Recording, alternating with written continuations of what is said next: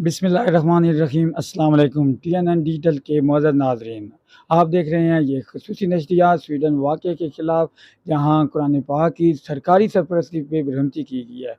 गुज़श्ता वाक़यात की तरह इस दफ़ा भी आलम कुफ़ार ने मुसलमानों की दिल आज़ारी की है। इस सिलसिले में हमारे साथ मौजूद हैं हज़रत मौलाना कारी मकसूद साहब, जिनसे हम पूछेंगे ऐसे हालात में जब ऐसे वाक़यात होते हैं तो एक अदना से अदना मुसलमान को की कम अज़ कम क्या ज़िम्मेदारी है और हुकूमत को क्या इसकी जो शरई ज़िम्मेदारी है वो आयद होती है। बिस्मिल्लाहिर्रहमानिर्रहीम। ये आलम कुफ़र हर ज़माने में उनका ये वतीरा रहा है कि वो आलम इस्लाम की दिल आज़ारी आज़ादी इज़हार राय के उन्वान से करते रहते हैं। हालांकि आज़ादी इज़हार राय ये और शय है और तौहीन मज़हब ये और चीज़ है। कोई भी मज़हब है, इस्लाम किसी भी मज़हब की दिल आज़ारी, उनकी जो मुक़द्दसात हैं उनकी तौहीन, इसकी इस्लाम इसकी इजाज़त नहीं देता। और किसी भी मुसलमान मुल्क में इस तरह के कभी कोई वाक़यात नहीं हुए कि आसमानी जो कुतुब हैं वो सब मुक़द्दस हैं और उन पर हमारा ईमान है कि अल्लाह ताला की सच्ची किताबें हैं। इसके बावजूद कि उन्होंने इसमें तहरीफ़ें कर दी हैं इंजील में, ज़बूर में, लेकिन इन तहरीफ़ात के बावजूद भी हम उन आसमानी कुतुब का अदब और एहतराम करना अपने ईमान का हिस्सा समझते हैं। तो ये जो आलम कुफ़र है, उन्हें भी ये बात समझानी पड़ेगी कि मुसलमानों का अपने मज़हब के साथ और अपने नबी के साथ और अपनी किताब के साथ कितना मज़बूत ताल्लुक़ है और इस पर वो अपनी ज़िंदगी की कितने सरमाए ख़र्च कर रहे हैं, अपनी औलादें वक़्फ़ कर रहे हैं। और कई ऐसे लोग हैं जिनके हमारे एक जानने वाले हैं, उनके 7 बेटे हैं, 7 के 7 उन्होंने कुरान के लिए वक़्फ़ किए हैं, सातों हाफ़िज़ हैं। और उन्होंने इस दफ़ा 7 उनके सातों बेटों ने इस दफ़ा 7 मस्जिदों में पिछले रमज़ान में कुरान सुनाया है। तो इतनी एक मज़बूत ताल्लुक़ जो एक उम्मत मुस्लिमा का अपनी किताब के साथ है, तो फिर इस तरह की छेड़छाड़ करना और इस तरह का इंतशार पैदा करना, ये ही तो दहशतगर्दी है। और आलम इस्लाम की और पूरी आलम में अमन व अमान का मसला पैदा करना। तो इस तरह के जो लोग हैं और इस तरह के जो अनासिर हैं, तो उन्हें जब तक लगाम नहीं डाली जाएगी तो इस तरह के वो हावादिसात होते रहेंगे। इसमें चूँकि जो हुकूमतें होती हैं, मैं अक्सर साथियों से ये कहता हूँ कि ये हुकूमतें ये आम ज़बान नहीं समझती। इन्हें जब तक अवाम अपना ज़ोर न दिखाए और अपना ज़ोर न डाले, जब भी कोई अहम ऐसा मामला हो तो उसमें अपनी जो कानूनी दायरे के अंदर रहकर जिद्दोजहद करना और कोशिश करना, इसके बहुत सारे फ़वाइद हैं।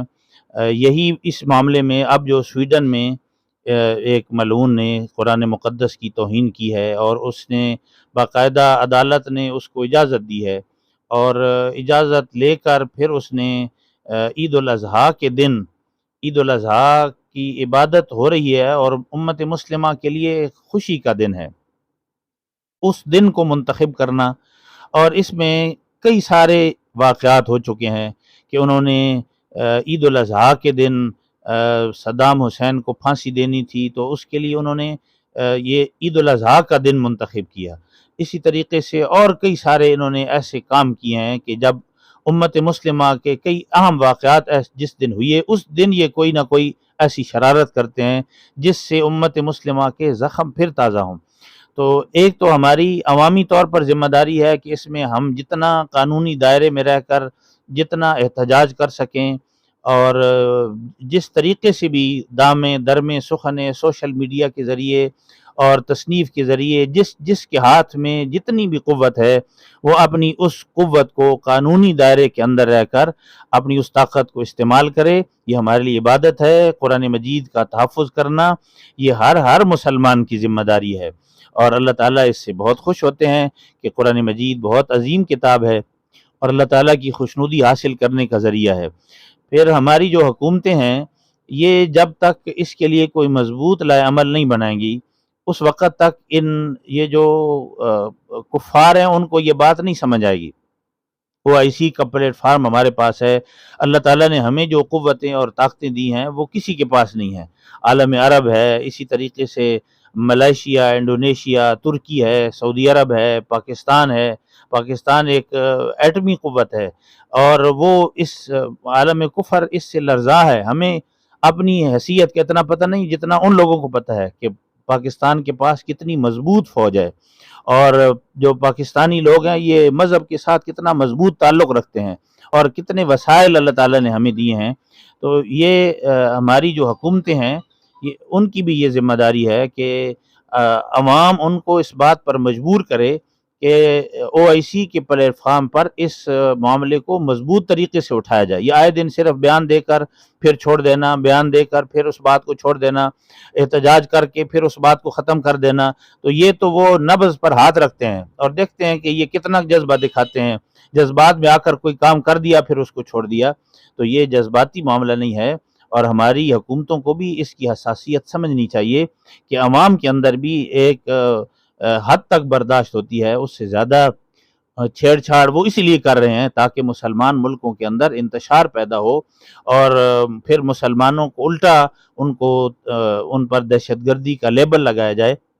تو ہمارے جو حکمران ہیں یہ مضبوط لائحہ عمل بنائیں، OIC کے پلیٹ فارم پر مضبوط طریقے سے اس بات کو اٹھایا جائے، اور جتنے بھی سفیر ہیں ہمارے ملک میں بیٹھے ہیں سب کو تحریری طور پر اپنا احتجاج ان کو بھیجا جائے، اور جب تک یہ واقعہ ہوا ہے اس واقعے سے متعلق جب تک کوئی مضبوط لائحہ عمل نہیں طے ہو جاتا اس وقت تک نہ عوام کو چپ کرنی چاہیے، اور نہ ہمارے جو میڈیا کے لوگ ہیں، ہمارے صحافی ہیں، اور ہمارے جتنے بھی طبقے ہیں، تاجر حضرات ہیں، وکلاء ہیں، جیسے ہماری کل جو احتجاج ہوا ہے اس میں ہر مختلف طبقات کے اور ہر طبقے کے لوگ اس میں شامل ہوئی ہیں، اور قرآن مجید ہم سب کی کتاب ہے، تو پرزور طریقے سے اس تحریک کو چلایا جائے اور اس وقت تک خاموش نہ بیٹھا جائے جب تک اس پر کوئی لائحہ عمل طے نہیں ہو جاتا۔